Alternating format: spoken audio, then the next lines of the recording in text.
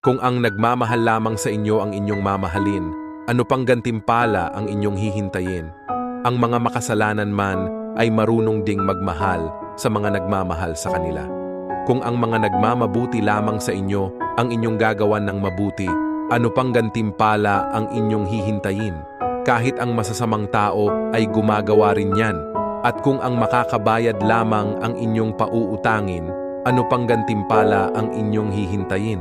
Kahit ang masasamang tao ay nagpapautang din sa kapwa nila masama, sa pag-asang sila'y mababayaran.